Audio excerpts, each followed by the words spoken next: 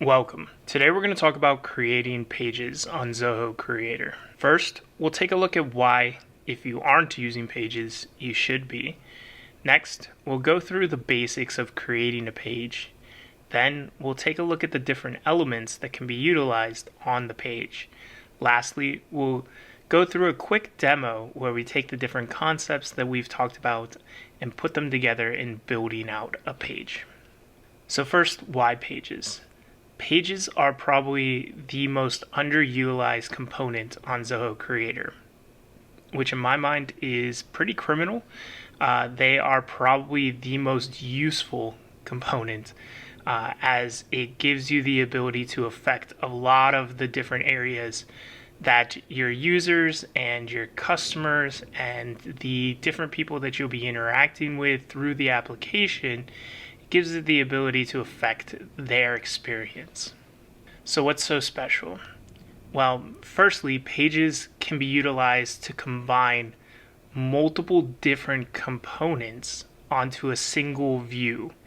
So basically you could take forms, you could take reports, you can take different metrics and images and whatever needs to be incorporated and place them all on a single page so that everything that your user needs is right there at their fingertips. It gives you better UI control.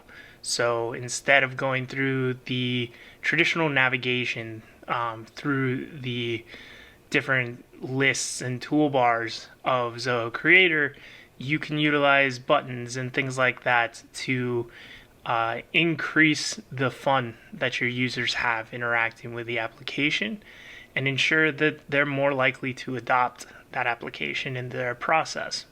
Lastly, you can create what are called dynamic pages. We're going to go through that in a additional video, but basically you can create pages that include design and logic so that as users interact with the page, as they put in different search terms or depending on who's looking at the page, the data on the page can then transform so that it's a more customized view of the information for the person who's looking at it.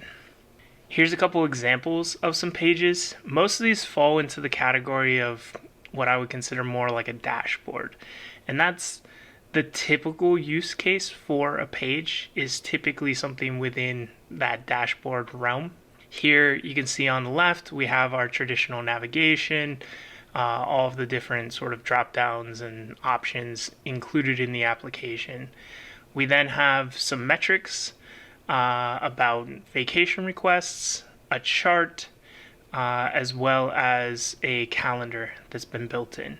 So really this is giving you almost an analytics sort of view where you've taken different components and you've put them front and center for an employee on their dashboard.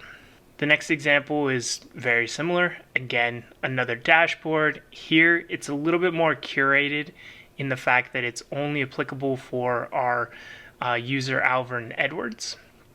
So you can see the different requests that are applicable to him, the different vehicle checkups that he's managing. You can see a few different charts that give you some information. But this is another way that you can take data, put it onto a page, and make it easier for your users and your customers to consume. The last one that we have here is a little bit more complex, but again, in the same sort of realm. Here, we're actually using what's called a image map to make an inspection form more usable. So instead of going through, choosing from a drop down the different area of the vehicle, something that's a lot less visual, here we have an image map where you click on the front of the vehicle, you can click on the side, you can click on the rear, whatever it may be, and once you click on that area of the vehicle, you actually get a list of the different items that are associated with that area so that you can choose which items are damaged and better indicate the condition of the car through a more visual method that's more fun for your inspectors to go through. So next, let's talk about the basics of creating a page. So pages, like all new components, are created through our component creation. So here we have the form, the report, the page, the workflow. When we choose page, we actually get two different options. Similar to the form, when we create it, we can either have a blank page, or we can create it from a template. Now, while I think that the templates are valuable, most of them are directed towards a dashboard sort of view. As you can see, there's a lot of metrics, there's a lot of charts, there's some forms and reports that are being embedded, but the majority of them are really sort of in that analytics, dashboard, metrics sort of area, which is the limitation of the page. It's not just for dashboards. There's a lot of additional pieces that you can build in, a lot of additional functionality, a lot of additional ways that you can affect the look of your application through pages that isn't really translated in these templates. So while templates are valuable and they do give you sort of like the building blocks that you need, and it's easier, you may not be as overburdened by the idea of building from a blank slate by using these templates. They don't necessarily do the justice of the feature-rich sort of pages that can be built within the system. All right, so now that we've taken a quick look at some of the basics, let's go through some page elements and talk more directly to the different types of pieces that you can use in building your pages. So each element, and you can see down the left side, the elements that we're going to go through, each has their own unique options, and we're going to talk about those a little bit and the different ways that you can utilize these elements. We will not be going through the widgets element in this presentation. That one really is used for more custom pieces, incorporating JavaScript and different other front-end sort of, coding languages is really where the widgets come into play, and is a little bit more high level than this presentation is really speaking to. So the first element that we have is our primary one. It's called a panel. It's basically most basic sort of container of a page. It can hold anything from images to text to just color. It can have different data points attached to it for the different metrics. It can have all types of different things can be applied within the structure of the panel, but this is our most basic element and the one that's used most widely. When you configure a panel, you get a few different options. So you've got three different sections here: the display, the action, and the style. Under the display options, you have what's going to be put into that panel. So here we're displaying data, the sum, from one of our forms for the vacation days taken. We then have the ability to filter that, so we can pull from all records, we can pull from selected records, whatever it may be that we need to apply as far as a filter, we can put in there. And then we can change some of the ways that the display is formatted. The next section that we've got is the action. So every single panel can be a button, can basically act as something that you can interact with, whether it's the logo on the page being a link to your home page, whether it's having a coupon built as a panel that takes them to an order form that applies the discounts. Every single panel can be applied with some type of action that can happen once you click on it. And all of that would be set up here in the actions. We'll go through this a little bit more when we talk about buttons, but it's nice, to speak that, each panel can become its own sort of like piece within the interface for your user. Lastly, we have style. So this one's pretty straightforward. I'm sure most of you are pretty, comfortable with the different sort of like font options and things like that. So you have the ability to choose your font. You can apply a style to it, whether it's bold, italicized, underlined. You can choose the color of both the background as well as the text. You can put in the font size. You can change your white space. So do I need bigger margins? Do I need more negative space around the data? All of that can be affected there. And then you can add some additional information with a prefix. Next up, we have our charts. So in the charts, we have a few different styles. Column, bar, pie charts are the main ones. But basically, it gives you some low-level sort of analytical trend spotting sort of components or views that you can add to a dashboard or to a page to give you a little bit more information about where everything stands. Gauges are in the same family. Basically, like charts, it's showing you where things stand, but this one is really measuring it against some kind of goal that you've put in play. Next up, we have our search elements. So these are basically boxes that can be interacted with by your users, whether it's customers or employees. They can type in a search term, and then based on what they type in, we can actually make different things happen. So whether it's filtering a report, it's displaying certain data on the page, search elements come into play, especially when we're talking about like the dynamicism of pages. Next up, we have our forms. So our forms and our reports are going to be very similar. For our forms, basically, we're able to embed a form either as the form or as a button on the page.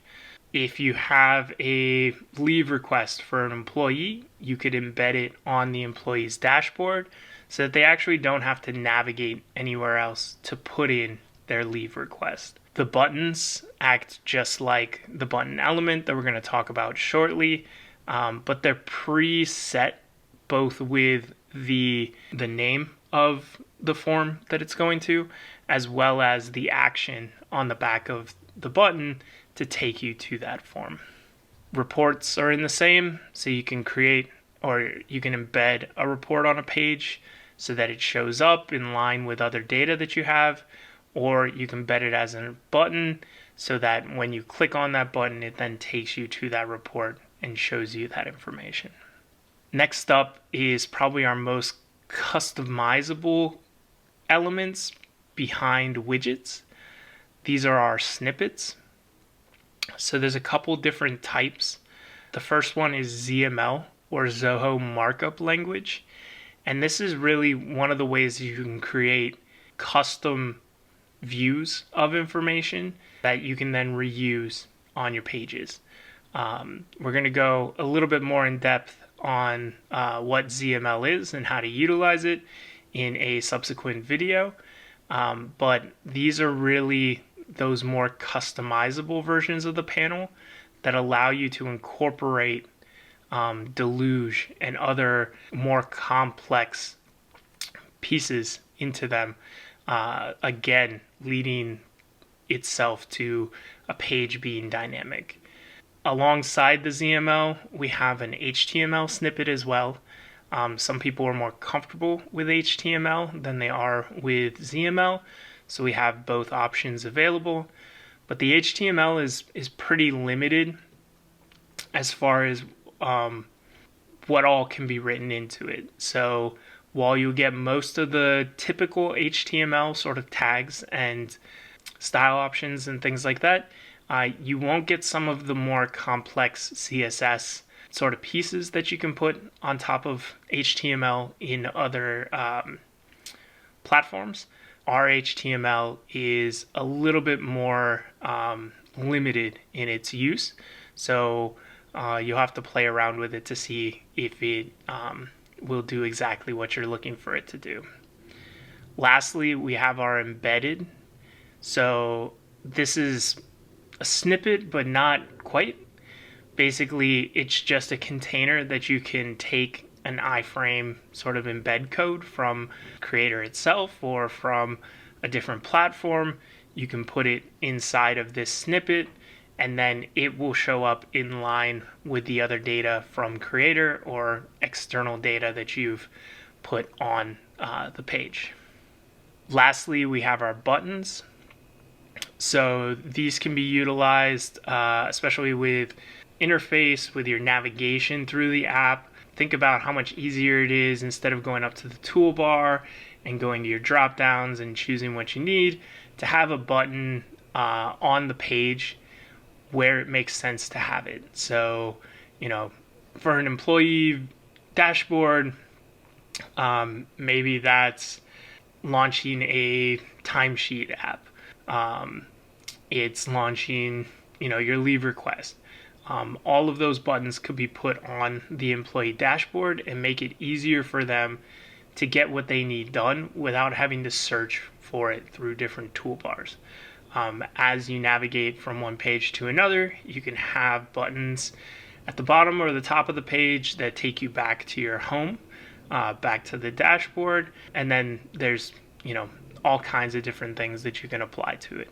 They don't just have to take you to something internally to Creator. They can be applied to a third-party website. So if you need to take them out of the Creator ecosystem into something on your web page or something in another complementary system, all of those pieces can be added on the back end of the buttons. They also can kick off different workflows. So these could execute deluge functions, they could send emails, they could request assistance, whatever these buttons need to do. There is enough built out within the options to allow you to apply those different pieces of the process to each of these buttons. All right, and now we're going to go through a quick demo, sort of going through the different concepts and elements that we just talked about in creating a new page. So we're going to demo how to create a page. So we're in the Zoho Home Appliances application. We're going to go here to this plus. We're going to go to our page. And then we have the options for from a template, as I stated, or blank. So I'm just going to go with blank, make it a little bit easier. One of the processes that we have in this application is gathering customer feedback. So let's create a customer feedback page. All right. So now we've gotten into our page builder. You can see we have this sort of main area where we drag our elements. We've got our different types of elements here on the left, and then we've got some options up here. So here in the properties, we have the ability to change the background color.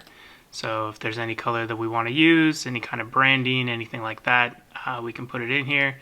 Let's say we want to use blue. Also in here, we can allow them to print a PDF or print to an actual printer or add parameters. And we'll be going through parameters in a different video. So if you're looking for information on this, look for building dynamic pages. We also have some ellipses here where we can rename our page, we can duplicate, we can delete. Now that we've got our page sort of set up, we can start dragging in our elements. So let's start with the panels. You can see we have some pre-built sort of pieces. Depending on the layout that we're looking for, there's a few different variations.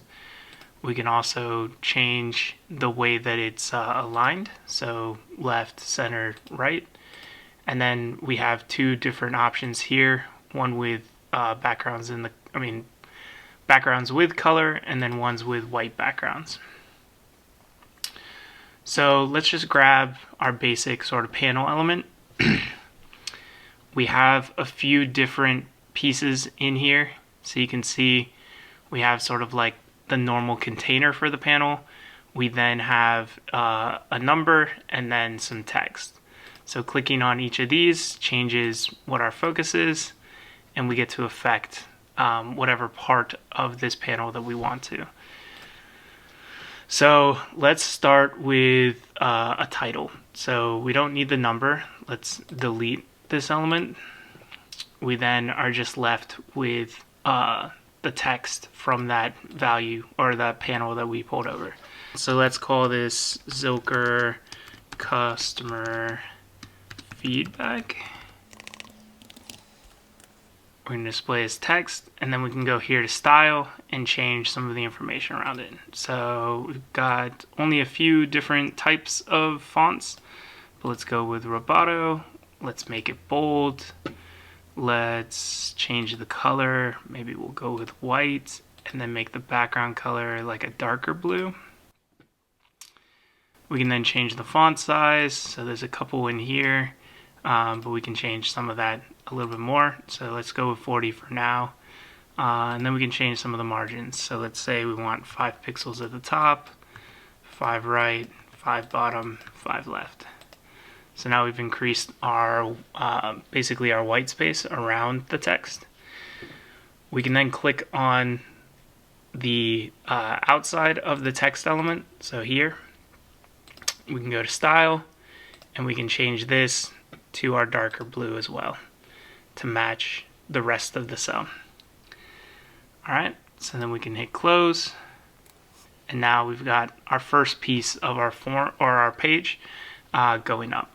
So if we wanted to go back in, we could go here to configure, and we could change anything that we need to. We can also go here into the code. We're going to talk about this a little bit more in some of our future videos about pages, but you can affect anything that you need to here in the back end. So if I wanted this to actually be 48 pixels, I could change it here, and that would affect our panel. We also have the ability to put in a title for our panel if we want to name something. This is more used for like charts or gauges, but we can put it on any of the panels. We can also copy the panel, and finally we can delete the panel. Alright, so let's get another panel, and let's put in a little bit more sort of style pieces. If we delete both of these elements, so not just the number but the text, we're left with a blank panel, and this can be used to increase the white space, sort of break apart different elements. If we go into the configure and we go to our code, we actually have padding here that's automatically built in. We go in, we can change that padding to, like, let's say 10. We can hit save, and then when we go out, we've then made that panel a little bit smaller to make that line a little bit more fine, so that it looks more like an element detail instead of just a blank panel. Other things that we can do with the panel, so if we pull another one in, we don't just have to use the elements that are here. So let's delete a couple of these. We can actually open up this piece, and then we've got a bunch of different things that we can put in. So if we want to put in some preset sort of numbers and style, we've got a few things here for our text as well as some numbers.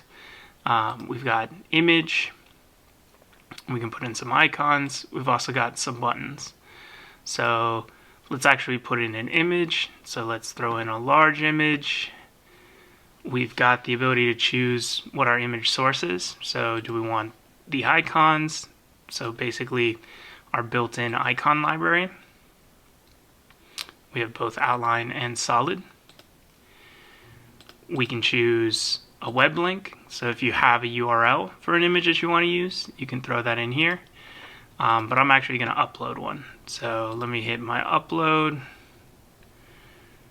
Let me go to my downloads, and we'll just take this appliance image. Alright. Now we've got this image here. We can go to our style, and we can change some information about it. So we've got our shape, square, rounded, or circle. Let's just leave it as square, but we'll go to custom.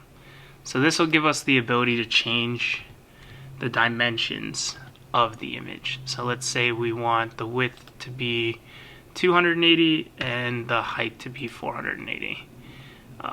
That's a little stretched out. Let's say it's 380. Alright, maybe it is a little bit more of a square than I'm thinking, so let's do 320. There we go. Alright, so we can affect whatever that width and height is. This image is actually a PNG, meaning that there's a transparent background, so I can affect what color the background is. Not every image is going to have that ability. It sort of depends on the type of file that you put up, but I can make it white to match this, or I can change the colors around and make the entire box a different color so that it doesn't look out of place. So let's throw this in here. Now we've got sort of an image, but you know, maybe that doesn't look all that great style wise. We can configure it, maybe pull another panel in, put it here to the side. Let's delete our element, and let's make our background that dark blue. Then we have two columns, and we can sort of change this, change the width of that column, just to give us some more spacing. So you can see we now have a few different panels on here, image, text. We can, you know, change what all of this is. If we wanted to, we could copy this a couple times and then just give us a few different windows. Maybe we wanted to put some additional information in here. Maybe we wanted to do some metrics or something like that. Depending on how you wanted to utilize this, all of that could be changed. We don't really have any charts or gauges that we will want to add to this, so I'm not going to put any in, but we do want to put in a form. So if we go here to the form, we look for our feedback, we can then embed this as a form. So now we've got our form in here. We can also, if we wanted to, move our form up. So let's delete all of these, and let's grab our form and throw it in here. So now our feedback form is basically in line with our image, and that's going to give us a little bit better sort of design pieces, so that it doesn't look as flat, it doesn't feel as empty of a space. So maybe we want to take this, copy it, throw it here at the bottom, and maybe copy this guy as well. Configure, delete our element. Alright, and now we've got the buildings of sort of a custom page that makes it a little bit nicer when our customers land on it to enter the feedback that they have about our product. So let's hit done, and then let's access this so that we can see exactly what this looks like. So now we've got our page, we've got, you know, a pretty good layout. Obviously all of this can be changed, can be customized. The best way to sort of get a handle on it is to just play around with the builder and see what kind of styles you like and different pieces. So thank you very much, and I hope you learned something from the demo.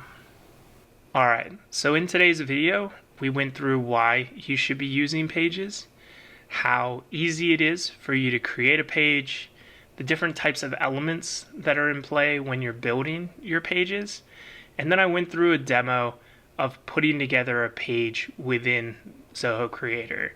Hopefully you learned something from this, and we see a lot more usage of pages in the future. Thank you.